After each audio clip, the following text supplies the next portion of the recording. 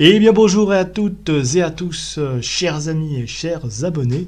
Je suis très heureux de vous retrouver pour cette nouvelle vidéo. Et comme vous avez pu le voir en miniature, nous allons parler d'un film que je me suis revu récemment et qui est La somme de toutes les peurs de Phil Robinson, sorti le 24 juillet 2002 en France, avec dans les rôles titres Ben Affleck et Morgan Freeman. C'est un film un peu thriller d'espionnage adapté d'une nouvelle de Tom Clancy. Tom Clancy qui est un auteur prolifique de thrillers, on va dire politique, espionnage. Il a créé entre autres, c'est lui qui a écrit le scénario d'Octobre Rouge, enfin qui a écrit le roman Octobre Rouge, qui va être ensuite adapté au cinéma, aussi Danger immédiat, Jeux de guerre, etc., etc. Vous voyez, c'est un auteur qui a écrit nombre de ces romans un petit peu politiques, voilà, avec ce personnage récurrent qui s'appelle Jack Ryan, agent de la CIA, qu'on va retrouver dans beaucoup de ses romans. Il est connu aussi pour avoir fait des scénarios qui se sont souvent, on va dire, révélés vrais. Je pense notamment à un livre que j'avais lu de lui qui s'appelle Sur Ordre, où on a comme ça le cadre, c'est un avion détourné par des terroristes qui s'écrase sur le Capitole. Ça vous rappelle rien, 11 septembre 2001. Voilà. On dit d'ailleurs que ce livre aurait été l'inspiration des terroristes d'Al-Qaïda pour commettre leur forfait. Bref, c'est un auteur comme ça qui a été très à la mode dans la fin des années 90 et même au début des années 2000. Et il va comme ça être beaucoup adapté, et surtout la série des Jack Ryan, notamment avec Harrison Ford. Et là, pour changer un peu, nous n'avons plus Harrison Ford, mais nous avons Ben Affleck. Est-ce que ça fonctionne? Je dirais oui. En plus, il y a la musique de Jerry Goldsmith pour donner du poids au film. Le reste du casting, nous avons Ben Affleck, comme je vous ai dit, Morgan Freeman, nous avons Bridget Moynihan dans le rôle de Cathy Ryan, la femme de Jack Ryan, qu'on voit pas beaucoup dans le film d'ailleurs, mais enfin bon, voilà. Nous avons Liev Schreiber, James Cromwell, nous avons Sharon Innes, etc., etc. Ça parle de quoi ce film? Alors, c'est un film très politique. Alors l'histoire, le pitch, on a comme ça le président russe, on peut sortir de la guerre froide, sortir des relations, bref, le président russe qui vient de décéder, et un groupe de terroristes néo-nazis parvient à mettre la main sur une bombe nucléaire datant de la guerre du Kippour, et il va faire exploser cette bombe chimique voilà, sur Grozny, anéantissant ainsi la capitale tchétchène au nom du gouvernement russe, avec prochaine cible, avertissement, la ville américaine de Baltimore où doit se dérouler la finale du Super Bowl. Alors là, les terroristes comme ça espèrent ainsi que la panique générale relancera la défunte guerre froide, et c'est effectivement ce qu'il va se passer, puisque cette guerre, cette bombe qu'ils vont retrouver, qui va exploser quasiment dans Baltimore, va être sur le point de déclencher une troisième guerre mondiale nucléaire. Et j'aime ce film pour la simple raison, c'est qu'on dit toujours que le cinéma, la fiction, parfois ne dépasse pas la réalité, mais là on peut dire que revu dans le contexte géopolitique actuel, on peut dire que cette fois-ci c'est la réalité qui est pas loin de dépasser la fiction. Alors attention, on n'en est pas encore à ce point, au point de ce film, mais quand même, je veux dire, voilà, ce qui se passe en Russie, ce qui se passe en Ukraine, la relance un petit peu de cette tension qu'il y a entre la Russie et les États-Unis avec leurs alliés chinois, coréens. On en est où là? On en est dans un scénario qui est pas loin d'être celui-là. Faut pas. Alors, à l'époque, ce film avait justement été un petit peu jugé, le scénario avait été jugé un peu vraisemblable, parce qu'on a quand même une bombe nucléaire qui explose sur le sol américain. Je veux dire, pourquoi pas? On a eu quand même une attaque. Voilà, le film est 2002. Le film est post-11 septembre. On a une attaque. Les États-Unis ont subi une attaque terroriste sur leur propre sol. Personne n'y croyait. Et on l'a eu quand même. Alors, mais le film, et surtout, ça s'appelle pour ça le titre, La somme de toutes les peurs, c'est comment un petit groupe d'extrémistes néo-nazis voilà, puisque ce sont des anciens SS, hein, le chef est un ancien SF, un fils de SS, enfin je ne sais plus, bref, voilà. Comment parvenir à cultiver leur propre un climat de haine, la somme de toutes les peurs, en somme, à teaser un petit peu toutes les peurs ancestrales qui sont présentes pour semer le chaos et générer comme ça un intérêt quelconque. Eh bien, c'est ce que raconte ce film, quoi. Montrer comment, voilà, comment des guerres officielles, finalement, comment les vieilles rancœurs peuvent vite se réveiller au profit d'un petit groupe. Et comment, avec l'habileté, mais après, bon, ça c'est très américain aussi, hein, comment on arrive voilà, un seul homme va réussir à faire éclater la vérité dans une course un peu contre la montre entre les Américains qui sont sur le point d'envoyer des missiles, les Russes qui sont au point de répliquer, mais entre les deux, on a Ben Affleck, dans l'autre Jack Ryan, qui lui va réussir à montrer d'où venait la bombe et avec qui, et qui était le propriétaire, etc. etc. Bon, sauver la paix dans le monde, etc. C'est un film que moi j'aime beaucoup, film de 2 heures, mais qui pour le coup,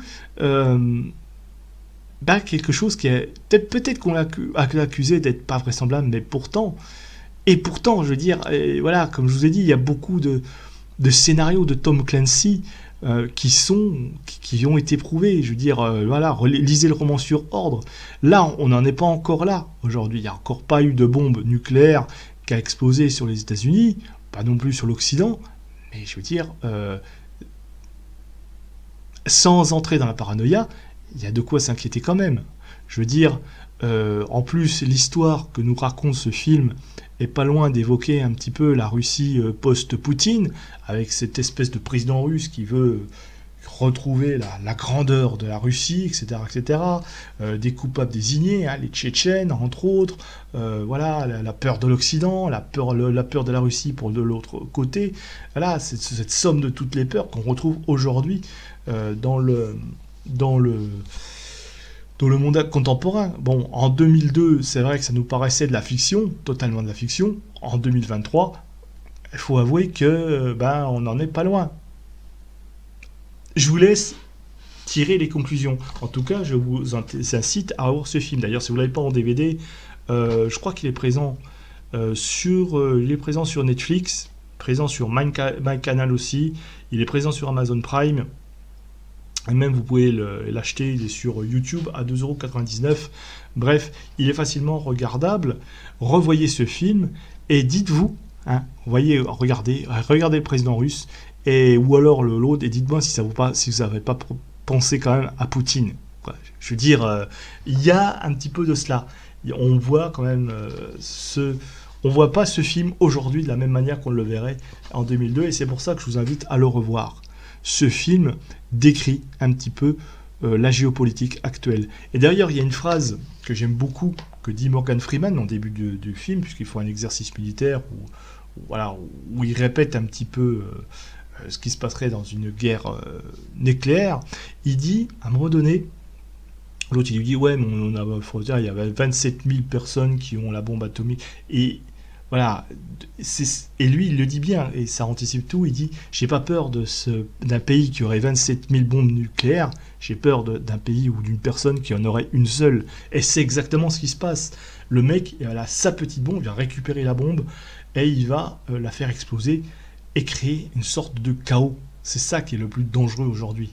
C'est combien ont mis la main sur des bombes nucléaires, et qui sont peut-être sur le point de n'en faire exploser une. Et justement, parce que nous, on serait la même chose, on accuserait la Russie, on accuserait une puissance, peut-être l'Iran, peut-être demain la Chine, que sais-je, et ça générerait peut-être un chaos incroyable qu'on ne pourrait plus maîtriser, mais qui servirait les intérêts d'un petit groupe de personnes. En l'occurrence, dans le film, c'est des néo-nazis. Mais voilà, je trouve que c'était vraiment un film qui ravira tous les amateurs du code d'espionnage du genre, les lecteurs de Tom Clancy. Je trouve que le film est une bonne adaptation de l'œuvre. Alors moi, je ne l'ai pas lu, mais je connais un peu les histoires de Tom Clancy. C'est exactement ça, il y a ces rapports entre les personnages bien établis, entre ces rapport de force, voilà, comme on peut voir aussi dans Jeux de guerre, comme on peut voir aussi dans Danger immédiat, etc., etc. Ces conflits d'intérêts, comment on se dépatouille un petit peu dans la géopolitique pour calmer les tensions, pour les apaiser, etc., etc. Bon. Bref. Certains vont dire que ce film est un peu peut-être pro-américain, mais enfin bon, c'est un film américain en même temps, pro-occidental peut-être, encore que. Des fois l'équilibre aussi, hein, après tout, la Russie est une grande puissance qui cultive ses propres peurs, on le voit aussi, ses propres démons aussi. Donc, dire que ce film est pro-américain, voilà, avec un petit peu de nuance. Morgan Freeman, toujours impérial, mais ça on a l'habitude. Ben Affleck, qui se débrouille pas trop mal dans leur reprise du rôle de Jack Ryan. Une maîtrise, voilà, une mise en scène assez intéressante, surtout dans les espaces quand on est en l'air, dans le QG aérien, dans Air Force One. Voilà, on est un peu en immersion totale avec une caméra qui va se déplacer d'un personnage à l'autre.